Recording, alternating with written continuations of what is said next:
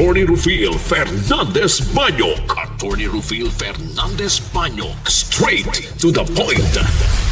O karon, ania ang inyong anchorman. Versus Veritatem sed pro veritate.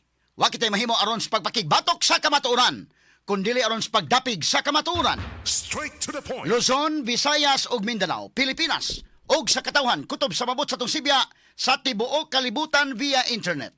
Maayong buntag ug kumusta live gikan sa Queen City of the South, Cebu City, Philippines. Welcome nining atong tulumanon ug inyong tulumanon.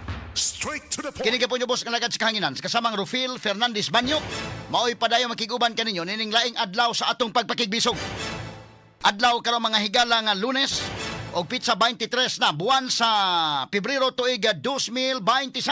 Straight to the point. Sa gihapon natagantag pagtaga ng mga issues nga may labot ang lungsod. Nagbagang mga expose, nagunang mga reports. Dinhi lamang gihapon mga higala sa atong pagmanuban nining atong tulumanon ug inyong tulumanon. Straight to the point. Nagunas to may iskutanan karong butaga mga higala. LTO7 mohingusog nas paghukod sa mga motorsiklo nga nigamit og illegal nga mga mufflers o kadtong nanobrahan ang kasaba sa tambutso nga lapas na sa gitugot sa balaod. Straight to the point. Bitad ang mga batan-on karon mahigala nga magbutang og mga kana mga tambutso nga kusog kaayo. Ug ikaw na hinano ka makigilaan may nga katuog nimo sa inyong balay. Muagi ang nagmotorsiklo may nga kusog kayo saba kay tambutso makamata na kay kalit. Ang sabay nakaon ini mga bata asad. Ganahan mamahigalan ka na pagkusog-kusog isang tambutso. Straight to the Wa na lang point. pod magunahuna may gala nga dunay mga tao nga ilang matugaw. Ato ning hatagag pagtagad robutaga sa atong pagmanuban usab nining atong tulumanon ug inyong tulumanon. Straight to the point. Samtang sa pikas nga bahin Kambugaong Bridge diya sa barangay Paknaan Dakbayan sa Mandawi, gibuksan na og balik sugod kagahapong adlaw. Straight to the point. Gilauman nga makapaluag kini sa dagan sa Tapiko diha sa maong dapit. Straight to the point. Samtang sa kauluhan may gala ubang bahin sa nasod si Vice President Sara Duterte.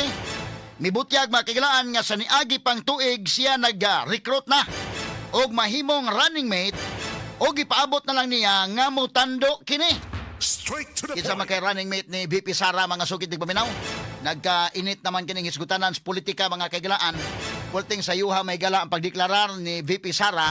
Medyo wa po siya choice mga sukit tig paminaw ato ning isgutan karon nga buntaga. Kay maura man gihapon, ang uban mga higala nga dili mo declare og sayo kay mahadlok sila mga kaigilan, mabalaka sila nga medyo ikaw maoy mabutangan og demolition job. Kumo sayo-sayo ka og declare, amo nang uban mga kaigilaan magpadili lang una usa pa mo declare. So kining kang VP Sara lahi ni karon ang sirkumstansya sa iyang amahan nga si former President Rodrigo Duterte. Kay dugay magito si Duterte may gilan ni deklara nga mudagan. Ni float ang iyangan nga mudagan pero dugay to sa naka-decide kay doon na pa sa subay mahigala nga survey kung dawaton magyud siya sa mga Pilipino o di ba. So muna ang kalainan. So samtang ato panahon na kung makabantay ta mga kaigalaan ang kusog ato panahon na kadto man si Makati City Mayor Gigi Marbinay, sila si Maruhas, Grace po, mamato mahigala mga kandidato ato panahon na si Duterte nagpasurvey sa siya kung unsa ba ang iyang winnability. Dawaton ba sa mga tao o di ba? Moto'y nalanganan mga kaigalaan. Kanya gawas niya na sagol strategy sa di Duterte kay bisan pa mga kaigalaan nga nag-filing na ang Certificate of Candidacy, wa man gito sa mo file mga sukit tig paminaw. Wa man gito sa mo gani do na may substitution nga nahitabo. Kay wa man to mo file mga kaigalaan. Pag ingon nga last day na gyud nga dunay chance mga higala nga substitution, ni substitute na si former President Rodrigo Duterte kung mahinomdom ta. So nasa last hour na mga higala sa filing, didto na sa mga higala ni file. Pero karon si VP Sara sayo kaayo mga sukit tig paminaw. Doon na mo mga lesson sa sayo ka nga mo file kay mo lagi na delikado magkakaiga na mga higala sa demolition job, kay kadto bitaw mga kailan si Manny Villar sayo kay mga higala nga ni-declare nga mudagan agitirahan sa maayo sa demolition job mga sukit tig paminaw. Investigation mahigala in aid of legislation kunuhay. Pero gi-attack kanto na kana mga kagalaan o kaubos ang iyang rating gumikan sa C5 scandal. Straight to the point. Ang gipasangil ato ka Manny Villar ang C5 scandal. So mo sa mahigala kan Gigi Marbinay nga sayo kay mga kagalaan nga mi-declare nga mudagan pagka-presidente, naghimo po sa mga kagalag inquiry, congressional inquiry, senate inquiry, antod nga giimbestigar may galamang anomalya dito sa Makati. Og unya nag-anam og kaos o si Binay hangtod mahigalang wa gyud makadaog itawon. nadaot ang ilang mga ratings. Mao ni ang lesson sa sayo nga mo declare. Pero kini kang VP Sara, nganong sayo man sa ni-declare? Nga nakakita naman tayo sa mga lessons. Nganong sayo man sa nga ni-declare, nga niyang amahan wa man mo sayo unta og declare. Tingali na hunaan ni VP Sara nga kini yang gibana-bana may gala maura man gihapon. Demolition job ni kin. Sige naman sa demolition job. Unsa pa may nahabilin, Una-una Sara wa naman bisa kung saan pa niyang ingon nga wa pa di sa ko mo declare, di sa ko mo wa ko klaro sa nga mudagan. Ang gibuhat mahigala sa opposition batok niya kanang impeachment, kanang investigation, katong Quadcom, demolition job na. So unsa pa may hunahon Sara, unsa pa may demolish, unsa pa may akong likayan nga naa naman sige naman. May pa mo declare,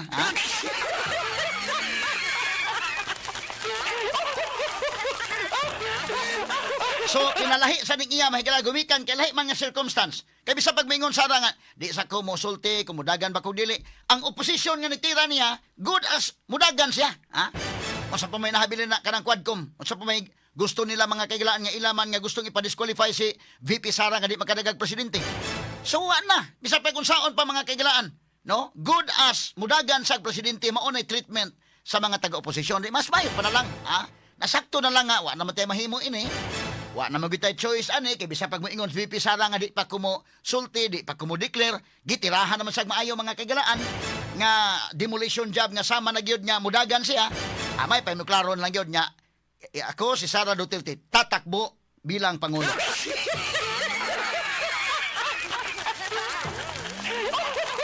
Dahil tanawa na nakurat hinoon silang tanan.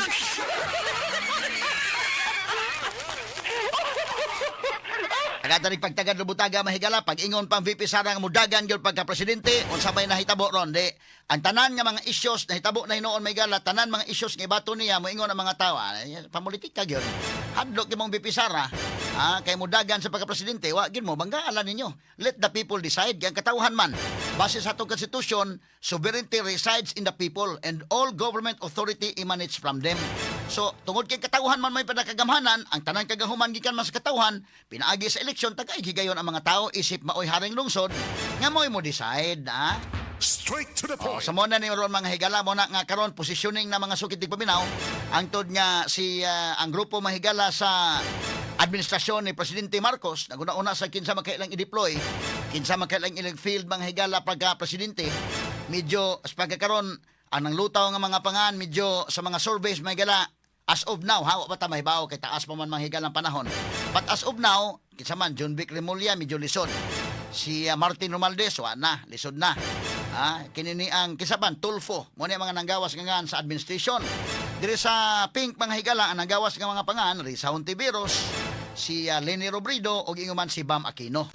Straight to the point. Now kung subayon mga kaigalaan medyo kinsa may mas madawat sa mga tao kinsa may mas taas-taas within the pink o within mahigala sa administration or baka maghiusa na lang ang administration o ang pink aron nga sa ingon ni ana doon na sila chance mahigala nga makabangga ni VP Sara. Straight to the Kasi point. pagkakaroon ang survey lisod bigong banggaon mga sukiting paminaw mo na nga si BBM ni ngadto sa Naga na itong Birnes Day kay Birnes ba ito Sabado dito sa Naga mga kaigalaan kay nakikita ni former Vice President Leni Robredo nga maoy kasamtangan karong mayor sa Naga City. Straight to the point. Kantanig pagtagad lubutaga sa Badloman usab ning atong tulumanon inyong tulumanon. Straight to the Ato point. ni isgutan no totoo nasamta sa pikas kabahin kanhi cabinet secretary ni kanhi presidente Rodrigo Duterte motambong sa ang confirmation of judges hearing karong adlaw isip kabahin sa ilang legal team niini.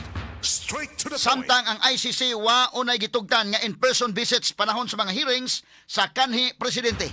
Straight to the Ato sa point. ngisgutan ang confirmation of judgment, confirmation of charges nga himuon karong adlaw mga higala. Hearing karon dito sa ICC unya nga gabi mga kailan batok ni kanhi presidente Rodrigo Duterte apan si Duterte ni issue na og waiver nga dili sa motambong niining maong hearing.